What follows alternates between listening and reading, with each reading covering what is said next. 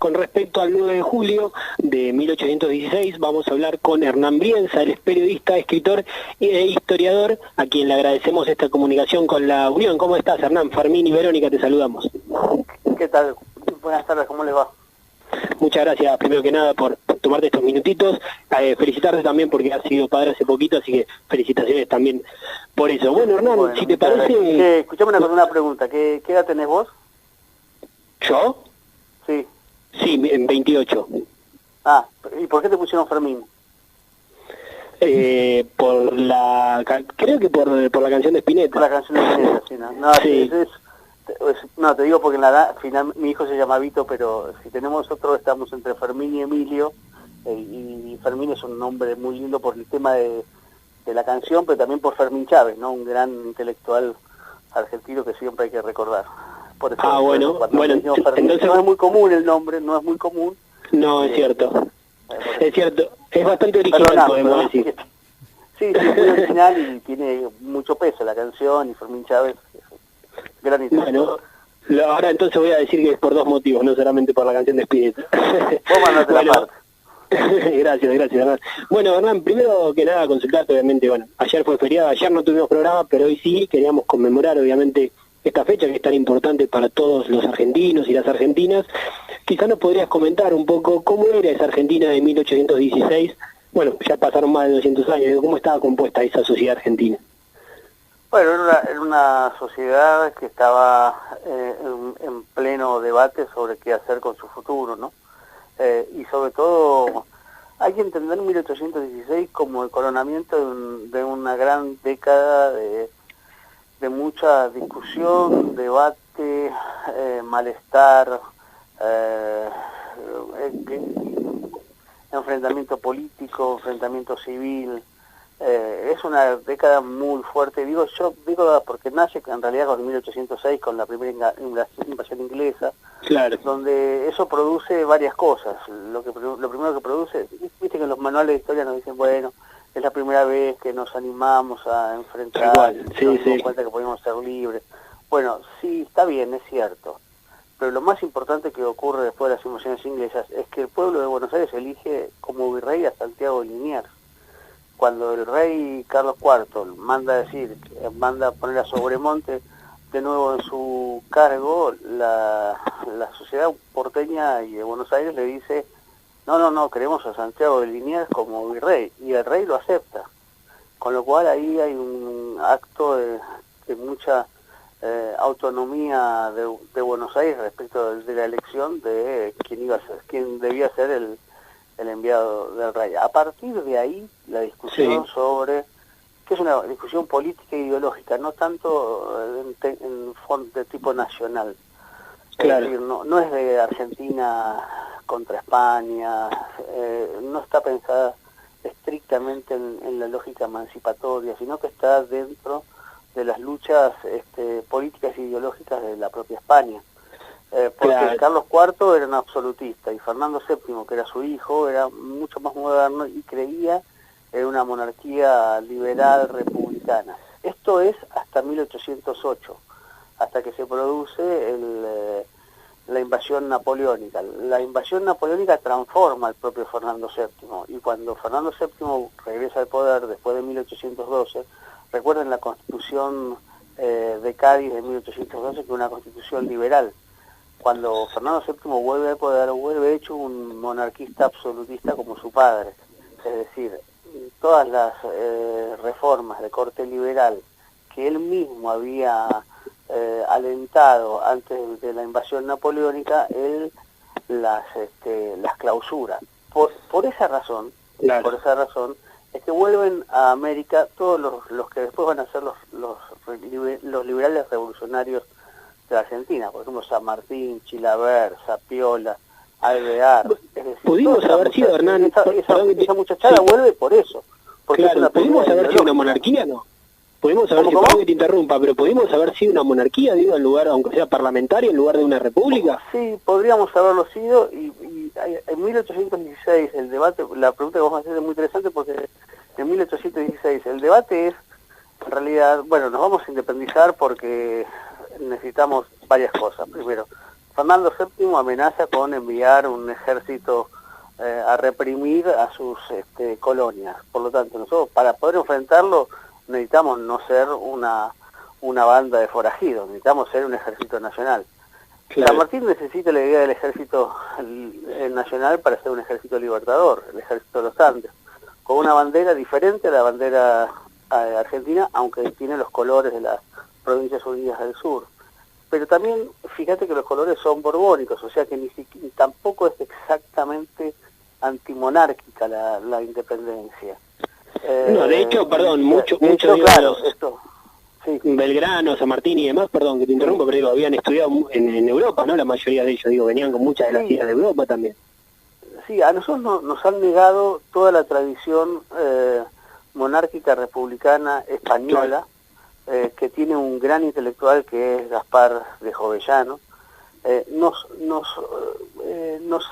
ponen como ejemplos intelectuales a Rousseau o a Hobbes, que son más de la tradición inglesa o francesa, pero Jovellanos era estudiado en la Universidad de Chuquisaca, por ejemplo, y era un gran intelectual, interesante porque era monárquico, republicano, o sea, monárquico constitucionalista, pero además era católico, a diferencia de Rousseau o de Hobbes, que tenían una visión diferente.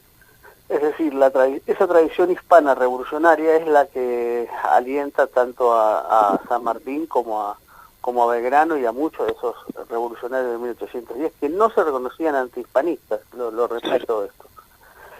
Por eso es una cuestión, lo que se está discutiendo en 1816 es, bueno, la constitución de la nueva nación. ¿Va a ser una monarquía republicana? ¿Va a ser una monarquía? ¿Va a ser una república? ¿Va a ser una república sin monarca? ¿Va a ser una monarquía europea? ¿Va a ser una monarquía americana? ¿Por qué planteo esto? Porque algunos de las líneas políticas de 1816 están buscando reyes extranjeros. ¿Por qué? Porque como vuelve Fernando VII al poder y hay lo que se llama la restauración monárquica en 1815 en Europa, después de la caída de Napoleón, y no eran bien vistas las repúblicas, algunos de los que participaron, los sectores más conservadores que participaron de la revolución, dicen, bueno, pongamos un rey europeo, invitemos a alguna de estas casas monárquicas europeas, ya sea algún familiar de los Borbones, algunos miembros de la Casa de Luca o algún miembro de casa francesa, inglesa o portuguesa a gobernar en América del Sur. Una experiencia parecida a la del emperador Maximiliano en México en 1840 y pico, por ejemplo, ¿no? Hernán. Hay otros sectores que van a decir, ustedes quieren un rey, bueno, ponemos un rey inca y ponemos al hermano de Tupac Amaru. Y otro sector va a decir, no, nosotros queremos república liberal, que son los más progresistas, los más jacobinos, ¿no? Artigas, el propio Manuel Dorrego, el propio Bolívar, ¿no? Claro. Ese es el gran debate. Sí, perdón. Hernán, y te iba a preguntar dos en una. ¿Por qué en Tucumán la declaración de la independencia y esos próceres vos creés que estarían angustiados de independizarse de España? Claro, ¿por qué Tucumán? Tucumán es el resultado de una negociación entre las provincias y Buenos Aires. Las provincias no querían que el Congreso se hiciera en Buenos Aires por una cuestión centralista o unitaria. Por eso finalmente se hace en Tucumán y a al tiempo, a los meses, se traslada el Congreso de Tucumán a Buenos Aires una vez que se elige a Pueyrredón director supremo y el Poder Ejecutivo que queda en Buenos Aires y el Poder Legislativo en Tucumán. Si vos te fijás geográficamente, es una federación que abarca los dos grandes polos en este momento, los de las Provincias Unidas. ¿Por qué digo esto? Porque el otro tercer polo, si es que sería posible un tercer polo, es la banda oriental, que está gobernada por Artigas. Recuerden, en el Congreso de Tucumán no firman la Declaración de Independencia ni Córdoba, ni Santa Fe, ni Entre Ríos, ni Corrientes, ni Misiones, ni la banda oriental. O sea que 5 de las provincias más importantes hoy de Argentina no firmaron esa Declaración de Independencia y sí la hicieron en 1815 en el Congreso de Oriente, en la ciudad de Concepción del Uruguay. Entonces piensen eso también, son de esos dos polos entre el noroeste y Buenos Aires. Eso por un lado. Segundo, para responder la pregunta de la angustia de los próceres, primero hay que decir que prefiero un presidente que diga que los próceres sentían coraje a que sentían angustia. Claro. Después voy a decir que seguramente alguien que va a cruzar los Andes a caballo con 6.000 hombres y mujeres siente un poquito de angustia. Si no lo sintiera, sería un psicópata. Pero el problema está en angustia, ¿por qué? Digo, si es angustia por separarse de España, en realidad lo que está planteando ahí es la angustia de quien emite ese mensaje de su propia angustia por separarse de los poderes centrales, ¿no? Yo creo que no había angustia de separarse de España. Y creo que eso marca una visión determinada de la Argentina que uno quiere, ¿no? Si uno quiere una Argentina ligada a Europa, ligada a los poderes centrales de Occidente, ven los próceres una angustia que quizás no la tenían, ¿no? En cambio, si uno tiene una visión de una Argentina autónoma, independiente, sudamericanista, encuentra en los próceres más coraje que angustia, ¿no? Digo, más allá de que la palabra angustia es una palabra que pueda utilizarse de distintas maneras, ¿no? Hernán, si uno ve, y también trayéndote un poco a la coyuntura actual, si uno ve, digo, nuestra historia argentina, hemos tenido disputas grandes entre unitarios federales, Buenos Aires y el interior, en algún momento fue entre el peronismo y el antiperonismo, después podemos ir entre el kirchnerismo y el antikirchnerismo. ¿Qué reflexión te trae, digamos, este nivel de grieta y violencia social? Digo, ayer, colegas, compañeros y con quienes nos solidarizamos también, fueron, por ejemplo, brutalmente atacados en un acto anticuarentena, digamos, que organizó la oposición al gobierno nacional actual. ¿Qué reflexión te trae este nivel de desunión social?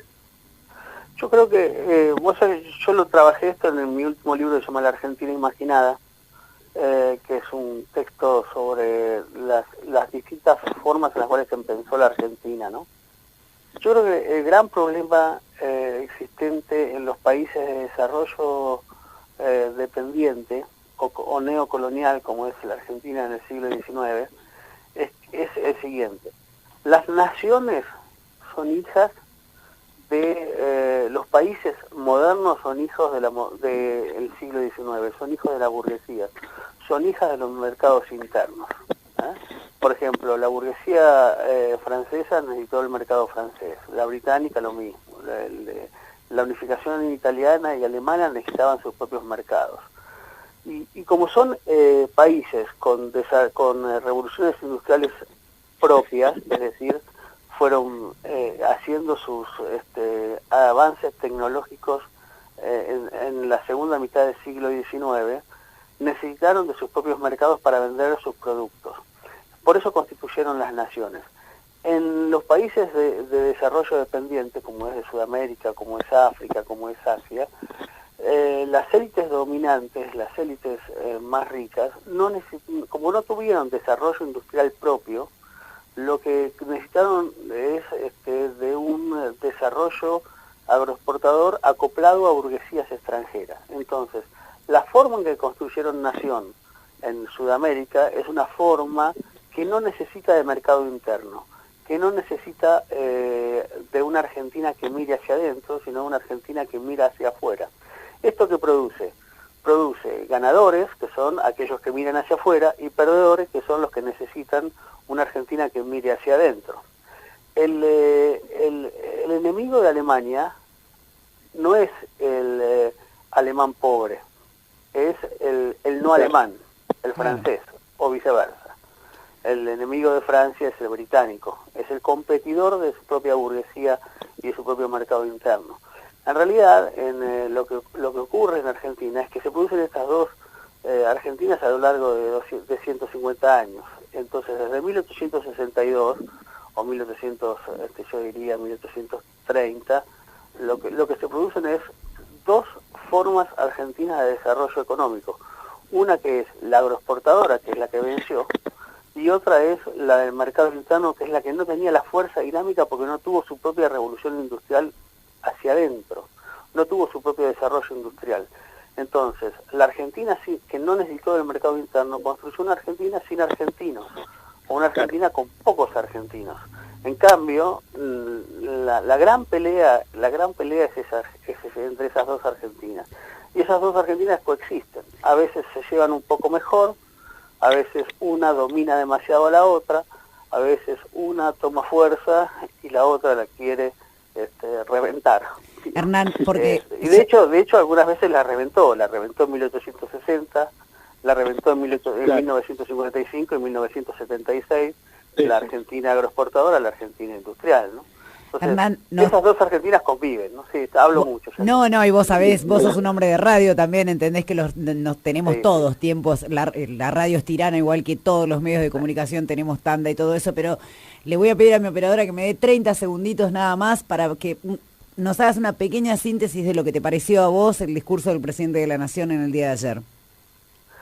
A mí me pareció que es un discurso que está plantado sobre las necesidades del hoy. Todo discurso presidencial habla más del presente que del pasado, ¿no? Y yo creo que el discurso presidencial tiene claves para pensar la Argentina de hoy, no tanto para pensar la Argentina de 1816. Pero eso le pasa a todos los presidentes, incluso nos pasa a nosotros cuando hablamos de 1816. En realidad estamos hablando de nosotros, no de 1816. Y el discurso del presidente de ayer habló más de las necesidades del propio presidente que de 1816, como debería ser, ¿no? No podía ser de otra manera. Hernán Brienza, ha sido extremadamente generoso con tu tiempo y con este programa. No, por favor, gracias a ustedes por la invitación. Te mandamos un abrazo grande. Un abrazo. Ahí escuchábamos entonces a Hernán Brienza, él es periodista, escritor, historiador.